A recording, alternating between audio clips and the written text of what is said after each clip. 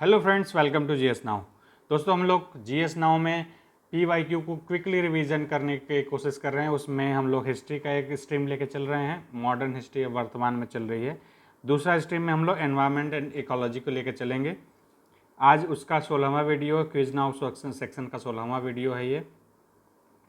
आज जो टॉपिक हम लोग चूज़ किए हैं उसको देख लेते हैं एक बार कि कहाँ कहाँ से प्रश्न रहेंगे, जो एग्ज़ाम पॉइंट ऑफ व्यू से बहुत ही इंपॉर्टेंट है, जिसको आप इसको मिस नहीं करना चाहिए आपको। ठीक है, और आपको इससे जुड़े जो डिटेल समझाऊंगा तो आपको अन्य सारे क्वेश्चन भी उससे रिलेटेड आपके सॉल्व होते रहेंगे। तो ठीक है, टॉपिक को एक बार देख लेते हैं क्या क्या आज टॉपिक क्लियर होने वाला है। तो पर्यावरण से संबंधित क्वेश्चन होंगे पीवाईक्यू में। ये धरनी नहीं, धारणी है। धारणीय विकास एवं सतत विकास से संबंधित।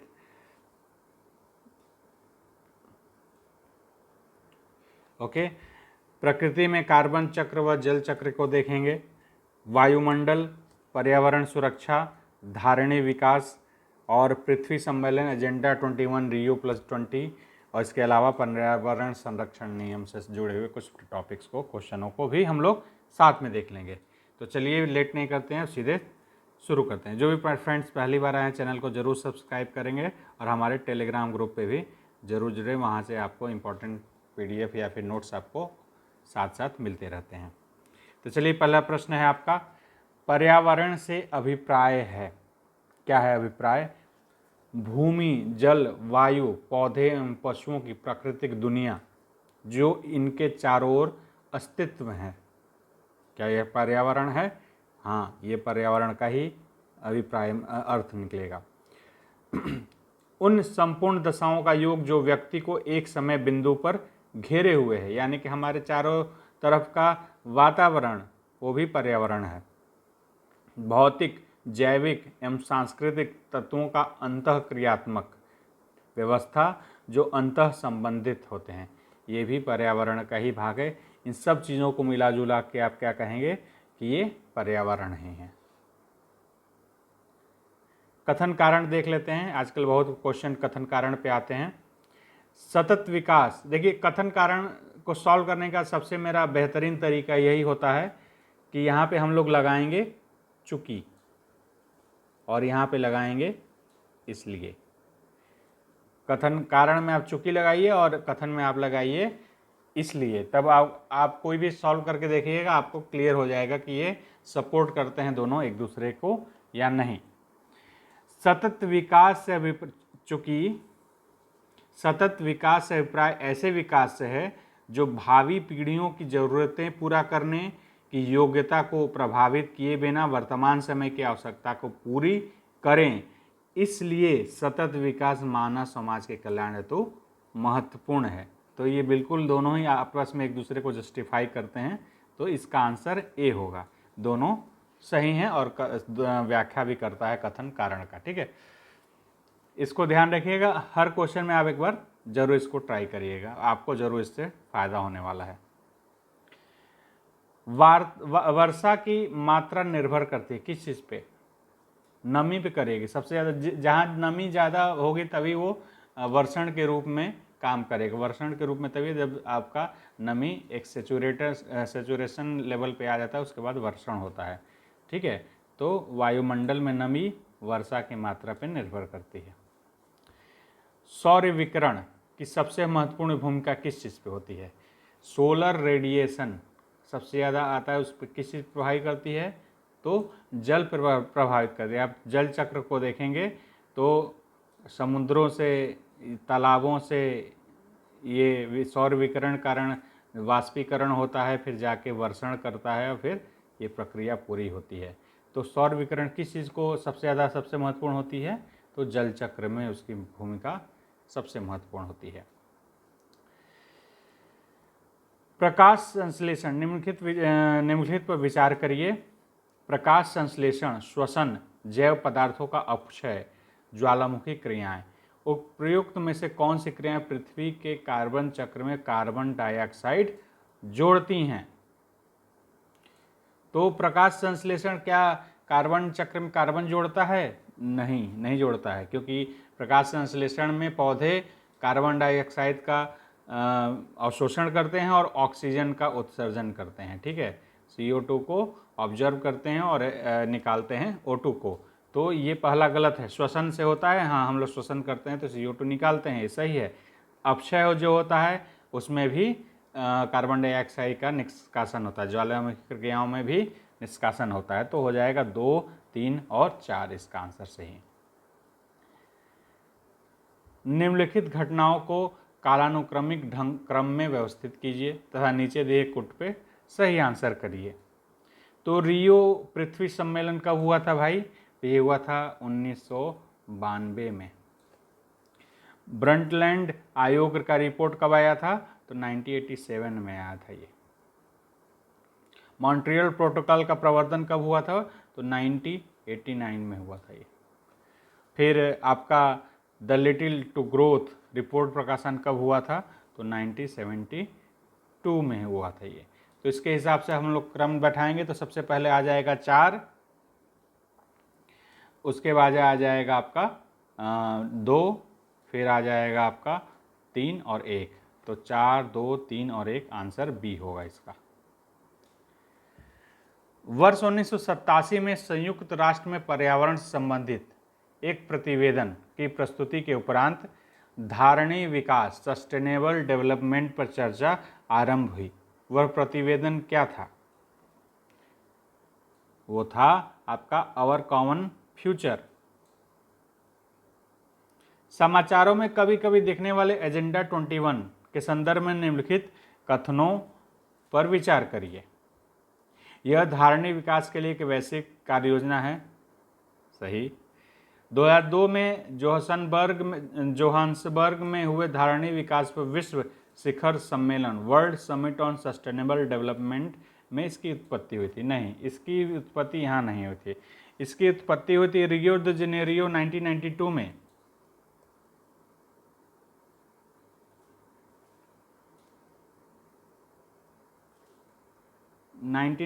में हुई थी रियो सम्मेलन में, ठीक है, एजेंडा 21। इसको मैं आप लोगों को एक वीडियो सेपरेट बनाऊंगा जिसमें आप लोग स्टॉकहोम कन्वेंशन जो हुआ था, रियो द जेनेरियो हुआ, अर्थ समिट हुआ, कुछ संधियाँ 4-5 हुई थी, उसके बाद कोप और UNFCC देखेंगे, ठीक है। इसके अलावा CBD आता है और UNCCD, UN, ये सारी चीज़ों को एक ही क्रम में देखेंगे। ये बहुत कंफ्यूजिंग होता है असल में लोगों को कि कैसे एक हो रहे हैं आपस में, ठीक है। तो इसका ये असल में अब आपस में सब इंटरलिंक है, एक ही जगह से निकले हुए हैं 1992 से, और आपस में ही सब इंटरलिंक है, बस नाम अलग अलग होने से कन्फ्यूजन बना रहता है। तो इसको एक ही वीडियो में हम लोग समझने की कोशिश करेंगे और बहुत ईजी है, एक बार आप उसको देख लेंगे तो हमेशा के लिए वो परमानेंट आपके दिमाग में हो जाएगा, ठीक है। तो इसका आंसर हम लोग क्या कर रहे थे? पहला होगा बस सही, दूसरा गलत है। भूमंडलीय पर्यावरण सुविधा, देखिए अभी बात ही हो रही थी। Global environment facility, global environment facility GEF, आपका इस संदर्भ में निम्नलिखित दोनों कौन सा सही है? यह जैव विविधता पर अभिसमय एवं जलवायु परिवर्तन पर संयुक्त राष्ट्र ढांचा अभिशमन के लिए वित्तीय क्रियाविधि के रूप में काम करता है। बिल्कुल सही, ये सही है, इसका आंसर ए ही। ये देख लीजिए क्या चीज़ है, जैव विविधता पर अभिशमन, यानी कि आपको CBDA कहते हैं, यानी कि कन्वेंशन ऑन बायोडाइवर्सिटी। मैं इसको कहाँ लिखूँ, जगह तो है नहीं, मैं एक ऐसा करता हूँ पेज इसमें ऐड करता हूँ, ठीक है। देखिए अब इसको हम लोग थोड़ा सा, मैं इसको जूम आउट करके समझाने की कोशिश करता हूँ कि पूरा ओवरऑल देखिए स्ट्रक्चर क्या था। मैं थोड़ा शॉर्ट में ही करूँगा, ज़्यादा लंबा जिससे ना हो। 1972 में स्टॉकहोम कन्वेंशन होता है, ये ध्यान से देखिएगा, बहुत ही इंपॉर्टेंट है। आपका इससे रिलेटेड कोई भी क्वेश्चन आने वाला है जो एनवायरनमेंट के लिए क्या क्या चीज़ें हुई हैं UN और उसके थ्रू, वो सारी चीज़ें यहीं पे आपके सॉल्व होने वाली हैं एक ही जगह पे, ठीक है। स्टॉकहोम में का कन्वेंशन होता है 1992 में, उसके 20 साल बाद आपका 1992 में क्या होता है? रियो द जेनेरियो, हिंदी में लिखता हूँ,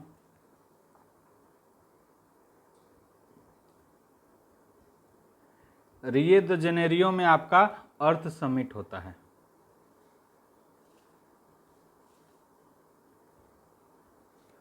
ठीक है, इस अर्थ समिट में क्या होता है, 5 संधियां होती हैं, 5 संधियां की जाती हैं। वो क्या संधियां थी, पांचों को देखते हैं एक साथ में, इसी से आपका पूरा चीज जुड़ा हुआ है।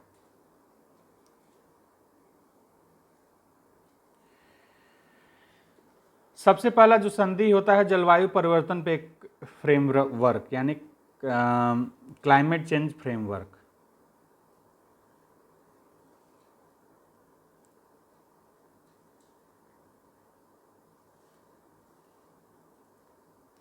इसके अलावा बायोडाइवर्सिटी पे भी एक एग्रीमेंट होता है।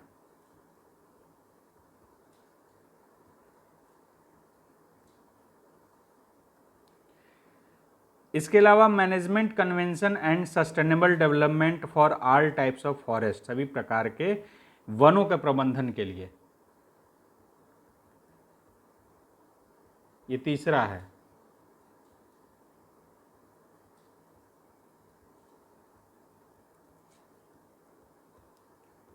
एक समझौता होता है। द अर्थ चार्टर फोर्थ है इसका।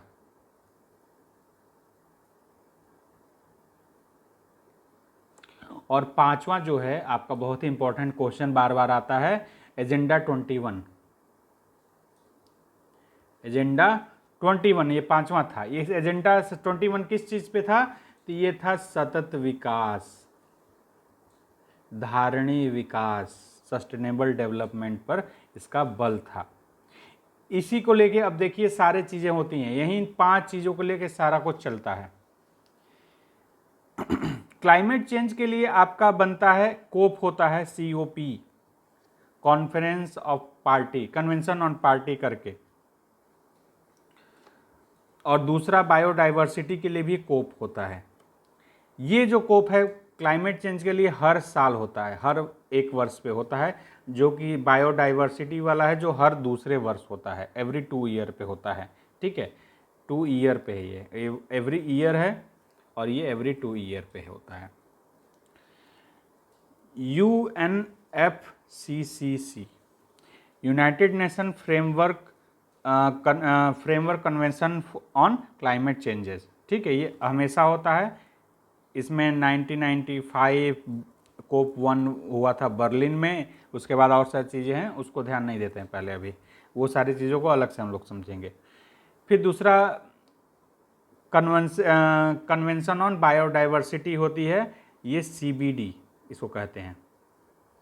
जो क्लाइमेट चेंज का है उसको UNFCCC कहते हैं, और जो CBD है बायोडाइवर्सिटी के लिए चल रहा है, बायोडाइवर्सिटी जो हर 2 साल पे होता है उसको CBD कहते हैं। इन दोनों को जो क्वेश्चन यहाँ पे पूछा हुआ है मैं उसका आंसर अब कर रहा हूँ। इन दोनों के बीच में वित्तीय क्रियाविधि, फाइनेंशियल एक्टिविटीज़ को जो फैसिलिटेट करने के लिए जो व्यवस्था बनाई गई उसको कहा गया GEF, global environment facility. GEF,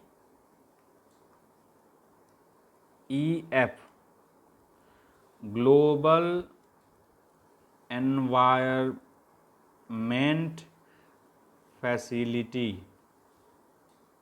ये किस लिए था, वित्तीय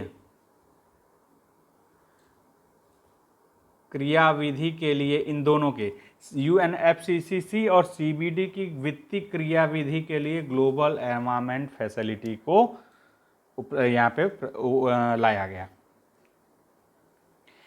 एजेंडा 21 जो है आपका, ये देखिए ये 3 चीज़ों पे सबसे ज़्यादा क्वेश्चन आता है, इन तीनों को ध्यान रखिएगा। सबसे मैक्सिमम ऑफ द मैक्सिमम 99% समझिए क्वेश्चन इन्हीं तीनों पे आता है। अगर धारणीय विकास और जो प्रयास हुए हैं, अंतर्राष्ट्रीय प्रयास हुए हैं एनवायरमेंट के लिए, इन्हीं तीनों टॉपिक से रिलेटेड क्वेश्चन होते हैं हमेशा। देखिए कोई भी क्वेश्चन UPSC का उठाइए, UPPCS का उठाइए, किसी अन्य क्या कहते हैं स्टेट PCS का भी उठा के देख लीजिए, इसी से क्वेश्चन आपका आएगा। सबसे ज़्यादा क्वेश्चन आता है आपका, अगर मतलब कि इससे सस्टेनेबल डेवलपमेंट से आता है तो यहाँ से आता है, नहीं तो एनवायरनमेंट सबसे ज़्यादा क्वेश्चन कोई आता है तो प्रदूषण से आता है। सबसे ज़्यादा प्रदूषण से क्वेश्चन होते हैं, उसके बाद अन्य सारे क्वेश्चन अन्य सारे उसके सब नीचे आते हैं। तो ये एजेंडा 21 था जो सस्टेनेबल डेवलपमेंट का, इसी के बारे में आपने सुना होगा कई बार, Rio+5, ठीक है, Rio+10 और Rio+20। ये 5 साल, 10 साल और 20वें साल में जाके ये रियो के में ही होता है, रियो दे जेनेरियो, इसीलिए +5, +10, +20, ठीक है। ये सारी चीज़ें होती हैं सस्टेनेबल डेवलपमेंट के लिए। जो एसडीजी के गोल हैं,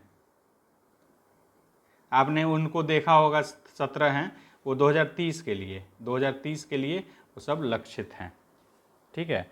तो मोटा मोटी इस चीज़ को आप लोग एक क्या कहेंगे, जूम आउट करके समझ सकते हैं कि क्या क्या चीज़ें हुई थी। इसको मैं एक सेपरेट वीडियो बनाऊंगा जिसमें सारा मैं डिटेल में सारे महत्वपूर्ण कोप को जो बायोडाइवर्सिटी के हुए हैं और क्लाइमेट चेंज के हुए हैं उनको अलग से बताऊंगा। तो इससे आप लोग इस क्वेश्चन को समझ गए होंगे कि जो ग्लोबल एनवायरनमेंट फैसिलिटी है ये किस लिए था। तो UNFCCC और CBD, UNFCCC ये आपका पर्यावरण परिवर्तन वाला है और CBD को वित्तीय क्रिया विधि में फैसिलिटेट करने के लिए इसको बनाया गया था।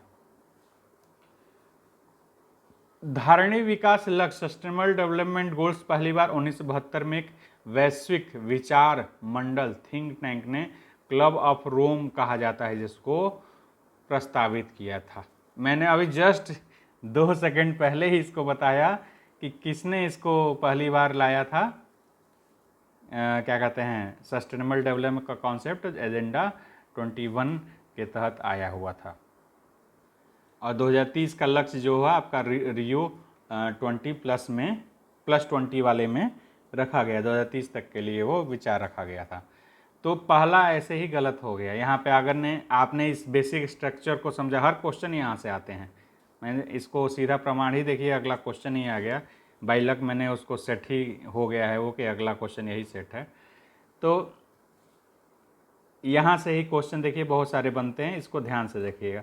और अगला क्वेश्चन भी यही है, 2030 का लक्ष्य रखा गया था और टॉपिक है धारणीय विकास को प्राप्त करने का 2030 का लक्ष्य, तो ओनली बी होगा।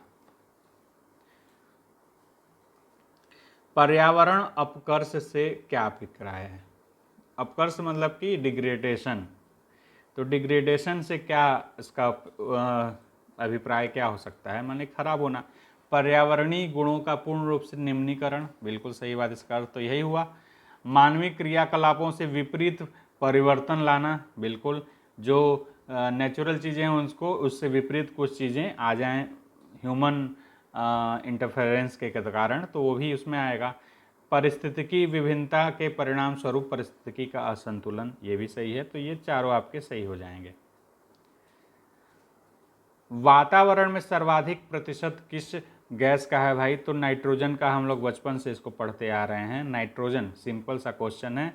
79% सॉरी 79 है, 78% के आसपास, 78.08 एग्जैक्ट अगर देखेंगे तो एग्जैक्ट होता है 78.08, और ऑक्सीजन लगभग 21%, यानी कि 20.95% एग्जैक्ट देखेंगे तो सबसे ज़्यादा रहते हैं नाइट्रोजन और ऑक्सीजन, उसके बाद दूसरे क्रम में देखेंगे तो आपका हो जाएगा सबसे पहले नाइट्रोजन, फिर दूसरा हो जाएगा आपका ऑक्सीजन, फिर तीसरा आपका हो जाएगा ऑर्गन, और उसके बाद CO2 हो जाएगा, कार्बन डाइऑक्साइड, और नियॉन गैस उसके बाद आ जाएगा क्रम में 1, 2, 3, 4 और 5वां, ठीक है। भारत में पर्यावरण सुरक्षा अधिनियम किस वर्ष पारित हुआ था, ये भी बहुत ही बार रिपीटेड, बहुत क्वेश्चन ये पूछता है। अधिनियम आपके 4-5 हैं जिससे बार बार क्वेश्चन ये घुमा फिरा के पूछते रहते हैं कि प्रोजेक्ट टाइगर कब लागू हुआ, इसके अलावा वो जो क्या नाम है उसका,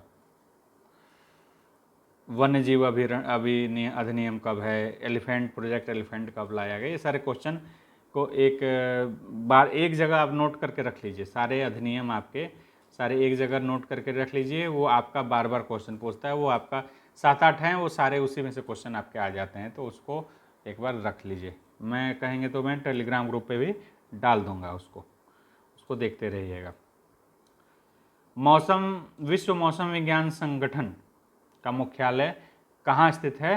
तो आपका ये जेनेवा,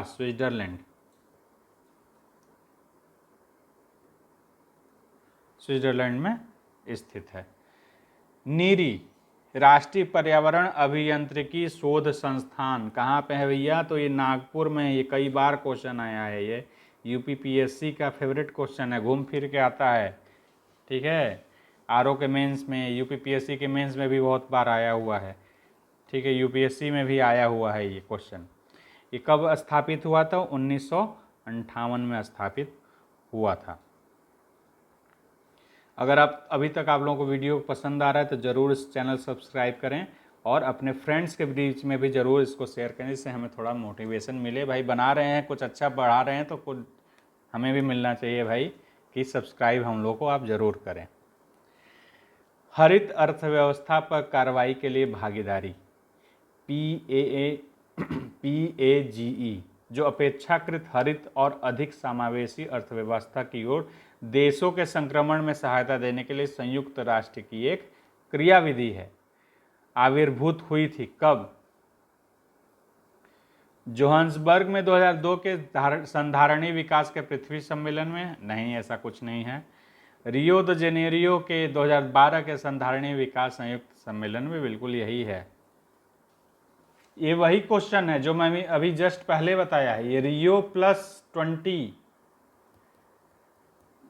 यही 2012 में हुआ था, उसी के बारे में क्वेश्चन पूछ रहा है। सस्टेनेबल डेवलपमेंट का यूएन का सम्मेलन हुआ था, रियो +20, उसी के बारे में क्वेश्चन है।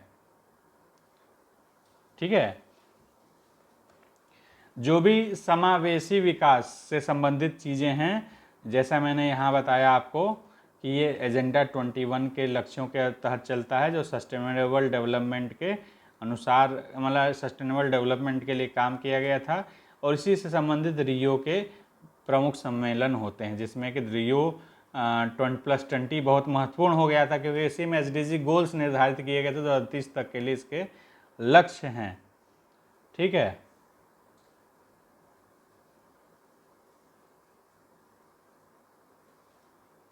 अगला प्रश्न क्या है? ये हो गया। फिर से वही है क्वेश्चन, आमतौर पर उसी संबंधित, चूंकि ये क्वेश्चन बहुत ज़्यादा जल्दी सही नहीं होते हैं, तो घुमा फिरा के क्वेश्चन यूपीएससी में या फिर यूपीपीएससी में भी ये क्वेश्चन पूछते रहते हैं। ये इससे क्वेश्चन चूंकि बच्चे सबसे ज़्यादा गलत करते हैं, क्योंकि ये बाहर से बहुत ही हार्ड लगता है। तो इसको देखते हैं फिर से। आमतौर पर समाचार पत्रों में आने वाले रियो +20 सम्मेलन क्या है? क्या है भाई? तो सस्टेनेबल डेवलपमेंट का मैंने जैसे ही बताया, आपका पहला यहीं पे बात खत्म हो गया। यह धारणीय विकास सस्टेनेबल डेवलपमेंट पर संयुक्त राष्ट्र का सम्मेलन है। ये क्वेश्चन कब का है? 2015 में है। ये क्वेश्चन कब का है? 2018 में है। और ये मैंने जस्ट उसके बाद एक जो क्वेश्चन देखा था वो कब का है? 2016 में। यूपीएससी देखिए लगातार, ये भी यूपीएससी का ही क्वेश्चन है, 15, 16 और 18 लगातार इस पे क्वेश्चन पूछा हुआ है। कोई क्वेश्चन बार बार पूछ रहा है, उसी घुमा फिरा के आने की संभावना इसकी ये रहती है कि वो क्वेश्चन मास मेजोरिटी में सही नहीं हो पा रहे हैं लड़कों से। ठीक है, उससे ज़्यादातर ये माना जाता है कि मास मेजोरिटी में क्वेश्चन सही नहीं हो रहे हैं, इसलिए बार बार क्वेश्चन घुमा फिरा के टॉप लेवल के क्वेश्चन माने जाते हैं इन सबको। राष्ट्रीय हरित न्यायाधिकरण अधिनियम 2010 भारतीय संविधान के निम्नलिखित में से कौन से प्रावधान के अनुरूप अधिनियम हुआ था? स्वस्थ, देखिए इसको मैं पूरा पढ़ने की जरूरत नहीं है, सीधे सीधे एक चीज बता देता हूं। नेशनल ग्रीन ट्रिब्यूनल जो बना था वो इस आधार बना था कि ये जीवन के अधिकार, यानी जो सबसे पहले तो नेचुरल जस्टिस और अनुच्छेद 21 के जीवन के अधिकार के अधिनियम के तहत इसको माना गया है। ठीक है, नेचुरल जस्टिस और स्वस्थ पर्यावरण के अधिनियम के रूप आर्टिकल 21 के अंतर्गत जीवन के अधिकार को माना गया, जो कि स्वस्थ पर्यावरण भी एक जीवन का अधिकार का पार्ट है। ठीक है, एक आर्टिकल 21 के तहत स्वच्छ पर्यावरण हमें मिले, ये इसका पार्ट है आर्टिकल 21 के तहत। तो उसी के तहत एनजीटी नेशनल ग्रीन ट्रिब्यूनल का उसी को अंतर्गत अधिनियमित किया गया, उसी के अंतर्गत बनाया गया।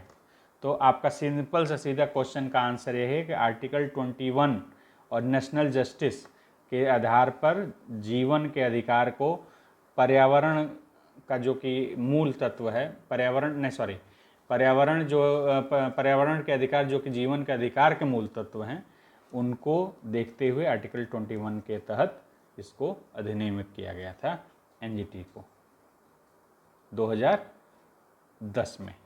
इसका आंसर बस इसमें 1 होगा, ओनली 1।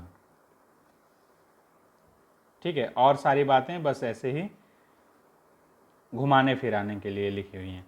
यूपीएससी में ज़्यादातर यही होता है कि बहुत लंबी बातें कर दी गई हैं अगर, तो बहुत ज़्यादा संभावना रहता है कि उसको गलत हो जाए, वो ऑप्शन गलत हो। सीधी सटीक बहुत ज़्यादा अच्छी सी बातें हैं तो मतलब कुछ गड़बड़ी है। ठीक है, यूपीएससी में, यूपीपीएससी में नहीं। निम्न में से कौन पर्यावरण संतुलन के संरक्षण से संबंधित है? वन नीति पर्यावरण संबंधी, आप इसको लॉजिकल सोचिए, वन नीति क्या पर्यावरण संतुलन को संरक्षण दे सकता है? पर्यावरण को कुछ संरक्षण देगा? ये बिल्कुल देगा। वन नीति ही तो डिसाइड करेगी कि भाई वन बनाना है, कितना बनाना है, कितनी ज़रूरतें हैं हमारी, कुछ कमी हो रही है, उसको कैसे बढ़ाया जाए। पर्यावरण संरक्षण अधिनियम क्या ये देगा? बिल्कुल देगा। पर्यावरण का संरक्षण करना ही तो सबसे ज़रूरी है और उसी का संतुलन, उससे संरक्षण भी होगा। औद्योगिक नीति क्या ये पर्यावरण संतुलन में सहयोग करेगी? बिल्कुल करेगी, क्योंकि जो हमारी औद्योगिक नीति होगी कि हमें कितना पर्यावरण के हित में काम करना है, कितना कटिंग करनी है, कितना ग्रीन जो टेक्नोलॉजी है उसको यूज़ करना है, सारे चीज़ों को ग्रीन एनर्जी कैसे उद्योगों को हम लोग देंगे, ये नीति ही डिसाइड करती है। तो ये भी बिल्कुल उतना ही साथ देगा। और शिक्षा नीति क्या ये देगी? ये बिल्कुल ही देगी। हमारी शिक्षा नीति हमारा डायरेक्शन बताएगा कि हम लोग पर्यावरण के लिए क्या सोचते हैं। हमारी शिक्षा नीति भी पूरी तरह से इंटीग्रेटेड है, आपस में सारी चीज़ें आपस में गुथी हुई हैं, एक तरह से समझिए। शिक्षा नीति बताता है कि शिक्षा नीति सिर्फ इस पर्यावरण पे नहीं, अन्य सारे एस्पेक्ट पे भी उतना ही प्रभावित करते हैं, क्योंकि हम क्या पढ़ने वाले हैं, किस लिए पढ़ने वाले, क्या सोच रहे हैं, अपने एनवायरनमेंट के लिए क्या कर रहे हैं, सोसाइटी के लिए क्या करने वाले हैं, ये सब सारी चीज़ें इस नीति पे ही तो डिपेंडेंट हैं। तो बिल्कुल ये चारों ही सही होंगे। बहुत सिंपल और लॉजिकल क्वेश्चन। जेनेटिक इंजीनियरिंग के अनुमोदन समिति का गठन निम्नलिखित में से किस अधिनियम के तहत किया गया था? खाद्य सुरक्षा एवं मानक अधिनियम 2006, माल भौगोलिक उपदर्शन राष्ट्रीय एवं संरक्षण अधिनियम geographical indication of goods registration and product act 1999, पर्यावरण संरक्षण अधिनियम 1986, वन्य जीव संरक्षण अधिनियम 1972। जेनेटिक इंजीनियरिंग जो अनुमोदन समिति का गठन किया गया था वो पर्यावरण संरक्षण अधिनियम के थ्रू इसमें किया गया था। थोड़ा सा ये वन्य जीव को लेकर, जेनेटिक इंजीनियरिंग को लेकर थोड़ा कंफ्यूजिंग कर सकता है, लेकिन इसका आंसर आपका पर्यावरण संरक्षण अधिनियम 1986 है। निम्नलिखित में से भारत सरकार द्वारा पर्यावरण संरक्षण, ये क्वेश्चन अभी शायद हम लोगों ने ऊपर किया है 1986। ग्रीन वॉश इंगित करता है किस चीज को? पर्यावरण संरक्षण का झूठा वादा करना, इसको इंगित करता है। इसको ऐसे समझ सकते हैं ना कि जैसे कोई संगठन अपने पर्यावरणीय प्रथाओं या क्रिया, किसी उत्पाद पर या सर्विसेज पर पर्यावरणीय जो लाभ होने उसके लोगों को गुमराह करे या फिर कुछ गलत सूचना दे। जैसे कोई कंपनी बना रही है, मोबाइल बना रही है, आजकल चलता है कि एक तरह से देखा जाए तो क्या कहते हैं, वो चार्जिंग ब्रिक नहीं देते हैं। एक मोटा मोटा ये दिखाते हैं कि एनवायरनमेंट को हम लोग बचाने के लिए चार्जिंग ब्रिक नहीं देते हैं, लेकिन एक तरह से अगर इसको रिसर्च किया जाए, कुछ किया जाए, तो एक तरह से एनवायरनमेंट को और ह्रास कर रहे हैं। ऐसे दिखता है कि वो चार्जर ना दे के या कुछ भी मतलब ऐसे एग्जाम्पल के तौर पे मैं बता रहा हूँ कि वो नहीं दे रहे हैं जिससे कि एनवायरनमेंट कुछ प्रोटेक्शन हो रहा है इसके। लेकिन जो रिसर्च हुए हैं अभी तक जो भी बड़ी कंट्रीज़ में, उसमें रिसर्च यही दिखाता है कि उससे ज़्यादा लोग चार्जर और खरीद, चूँकि पहले तो मॉडर्न फ़ोन होते हैं या फिर आपका टैबलेट या फिर लैपटॉप जो भी है, तो क्या होता है उसको अब नया चार्जर चाहिए होता है ज़्यादा फास्ट चार्जिंग वाला, तो अंत में आपको ख़रीदना पड़ेगा वो। तो ऑलरेडी जो मिल रहा था उसके लिए एक्स्ट्रा पैकेजिंग लीजिए, वो उस तरह बॉक्स में इंक्लूड होता था, उसके लिए अब क्या होगा नया बॉक्स कर देंगे चार्जर का, अब उसकी पैकेजिंग अलग है, उसकी पूरा ट्रांसपोर्ट का अलग है आएगा, बन के आ रहा है प्लास्टिक उसका वेस्ट है, उसके अलावा बन के ट्रांसपोर्ट हो रहा है, उसमें पेट्रोल ईंधन जो खर्च हो रहा है वो अलग हो रहा है। तो मोटा मोटी तौर पे इसका रिसर्च देखा गया है कि वो नकारात्मक प्रभाव ही और पर्यावरण पे दे रहा है। लेकिन इसी टाइप की चीज़ों को पर्यावरण का झूठा वादा के तहत रखा जा सकता है, ठीक है, ये नहीं कह रहा हूँ कि वो है, रखा जा सकता है, वो और भी सारी चीज़ें हो सकती हैं इसी टाइप की चीज़ें, उदाहरण के लिए समझाया है मैंने। 20वीं सदी के 80 के दशक में, 20वीं सदी यानी कि कौन सा हो जाएगा, क्वेश्चन को यहीं पे पहले समझ लेते हैं। 20वीं सदी यानी कि 1900 कुछ चल रहा होगा, 80 के दशक यानी कि 70 के आगे चल रहा होगा, ठीक है। 80 के दशक में के मध्य विकास के नकारात्मक पक्षों पर विस्तार से चर्चा की गई। निम्नलिखित में से कौन सा एक उसमें महत्वपूर्ण नहीं है? नहीं है। पर्यावरण प्राकृतिक संसाधनों का क्षरण, पर्यावरण प्रदूषण, राजनीतिक एवं विकास, जन सामान का विस्थापन, अन्न पुनर्वास। ये बात हो रही है स्टॉकहोम कन्वेंशन की बात कर रहा है, 1972 में हुई थी, ठीक है। 20वीं सदी के 80 के दशक में, मतलब कि वही उसी के आसपास जो 72 से लेके और सारी चीज़ें चली थी आगे तक चली थी, उसमें आपका सस्टेनेबल प्राकृतिक संसाधनों के क्षरण, पर्यावरण प्रदूषण और जनसमान के विस्थापन पुनर्वास को लेके पर्यावरण से रिलेटेड उसके लिए विचार हुआ था। उसमें राजनीति एवं विकास उसमें पार्ट नहीं था, ठीक है। तो इसका आंसर होगा सी। पर्यावरण अनुकूल उपभोक्ता उत्पादों को चिन्हित करने के लिए सरकार ने आरंभ किया है क्या? Eco mark. Eco mark, eco mark, पर्यावरणीय मार्क समझिए, इकोनॉमी, अरे इकोनॉमी नहीं, इकोलॉजी और मार्क समझ ली, इको मार्क इस तरह है, इकोलॉजी से समझ ले। एक मार्क होता है एग्रीकल्चरल के लिए ISI होता है इंडियन स्टैंडर्ड के लिए, और वाटर मार्क तो पेपर पे छपता है बीच में